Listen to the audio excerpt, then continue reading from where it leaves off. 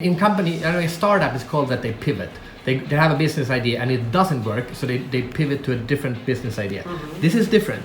This is when you have a business idea that's working and yet you pivot. And it's working so good that you hate it. Yeah. Because everybody wants from you only that one thing. Exactly. So it's the opposite of pivoting, but it's a very important part of a creative process. What would you call that feeling?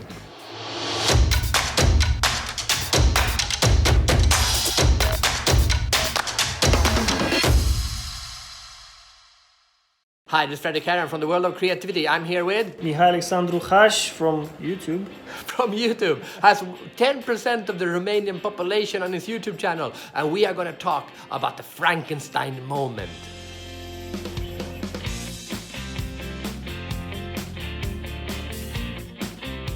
My name is Mihai Alexandru Hash. I am a content creator on YouTube and social media in general. How many followers do you have on YouTube? At this moment I have 1.5 million. Basically, whatever I like, I post on my channel. So for example, I love cars. I love old cars, vintage cars, new cars. And I post a lot of content on cars. So basically, whatever I consume myself, I produce. Every creative person gets feedback on whatever you do. You could argue that a YouTuber gets feedback on a totally different scale. So in that case, from a creative point of view, you are an extreme. So how does feedback affect a creative person? I think feedback can give you wings, or feedback can clip your wings. I think it's based on how you see feedback or how you are willing to sort through the feedback. So what's the correct way of using this thinking on feedback that you get, I guess? Like a boxer gets his guard up, psychologically, I go through the positive comments and it's like and it's almost like I'm looking for the negative ones. It's very interesting and it's very masochistic in a way. Actually, all the positive comments are soft hits. They hit you, but you don't feel anything. Definitely, there's something there in the human psyche to focus on the negative, but then you need to have a strategy to deal with that in order to be a creative person, or otherwise you're just going to be paralyzed. I think you need to be conscious of it.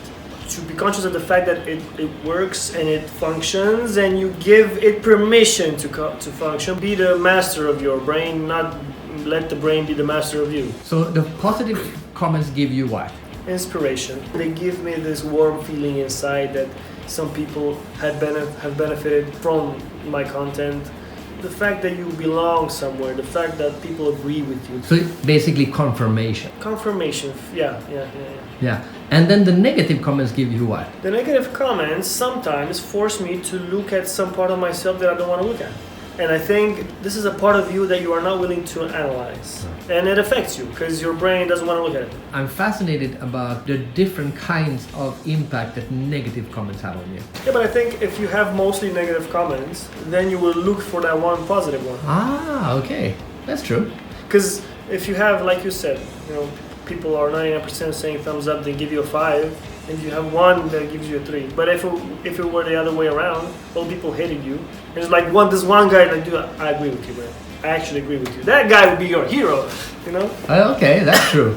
So what's the lesson then? To pay attention to the unusual comment. I think you need contrast. I think it's just like you need yin and yang. You need black and white. You need to feed off of. I mean, you wouldn't know how a sunny day looked, and you wouldn't know how to appreciate a sunny day only after a lot of rainy days. Right. The worst comments actually don't hurt the most. No, because they're exaggerated, basically. What role does feedback play in the creative process? There are YouTubers that actually create the content that people like. Me, myself, I don't care. I just do a documentary. It's not going to do views. I know it's not going to do well on views, but I don't care. I just wanted to do a documentary for myself. Yes. I just don't care who watches it. When I got success on YouTube, I did not try different recipes. I posted something, this one thing, and it took off. Basically, you were not being run by the feedback. Well, I was in the first stage in which I grew, and everything was new. I got attention, I got interviews in all kinds of TV stations and blah, blah. It was interesting for me, but then I reached a plateau, let's just say, in which I was not satisfied with my content. So then I made this shift. I'm gonna sacrifice money and maybe fame and whatever, I don't care, just for my mental health, just for my, being able to sleep at night and watching my channel and be proud of what I see. Yeah. I think this is like the most important thing. That's a very, very important part of creativity. To be able to, jump, the river is taking you one way, but to be able to step out of that river and say, you know what, actually this is not me anymore. Yeah, that's not my river, that's their river. Yeah, exactly. Now suddenly you're not in charge anymore. So what do we call that when a creative person, in company, a startup is called that they pivot. They have a business idea and it doesn't work, so they pivot to a different business idea. Mm-hmm. This is different. This is when you have a business idea that's working and yet you pivot. And it's working so good that you hate it. Yeah. Because everybody wants from you only that one thing. Exactly. So it's the opposite of pivoting, but it's a very important part of a creative process. What would you call that feeling? It's like they talk about the shadow side of fame. Like you get the stalkers and everything. But this is different. Mm-hmm. This is when success kills your true creativity.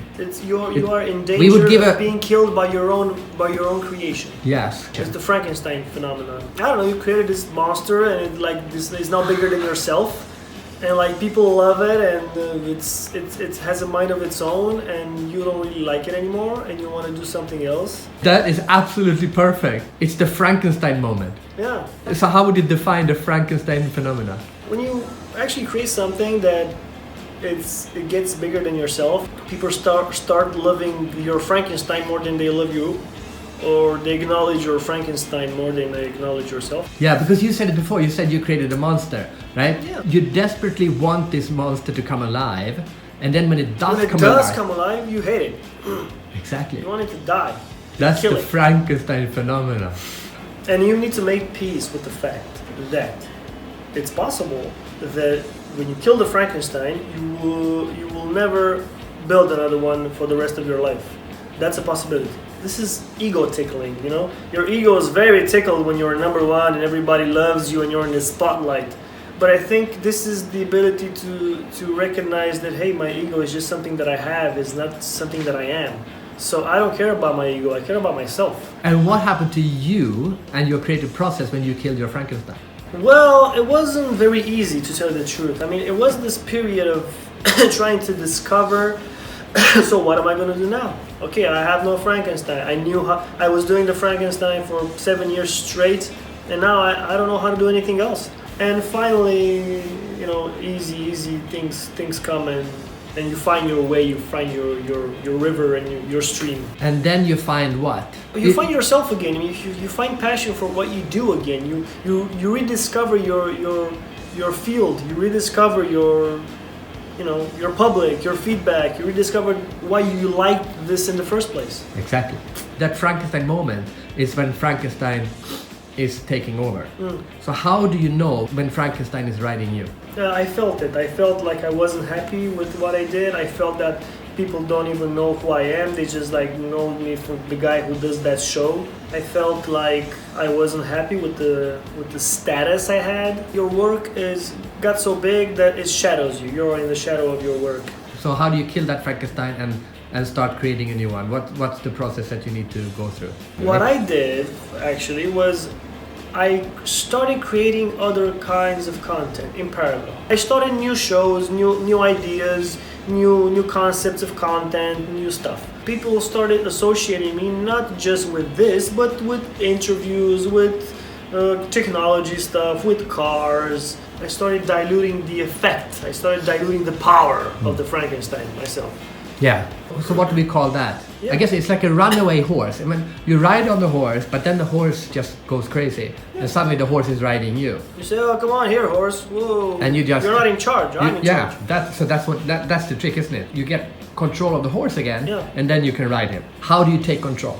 The phenomenon when the horse actually starts riding you, it's actually the public starts riding you. Yeah. It's not actually the horse, but it's actually the public opinion, the pressure, the whatever.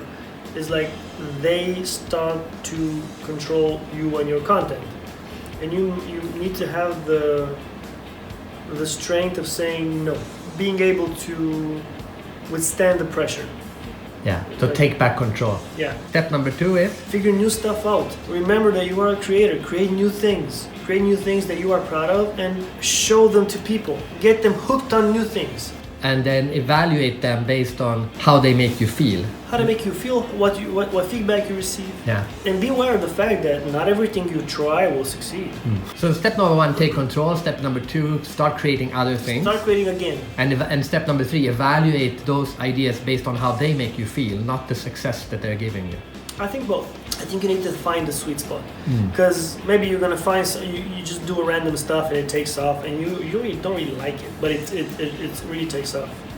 You wouldn't do that on a regular basis. I think you need to have this balance. Find something that you love and something that they love. The Frankenstein moment, the moment when your creative success is taking over who you are, when it's time to kill the creative monster so you can become yourself again.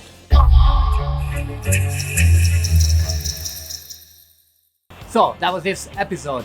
Now press that subscribe channel and every week get more inspirational videos about how you can discover your full creative potential. Press that button.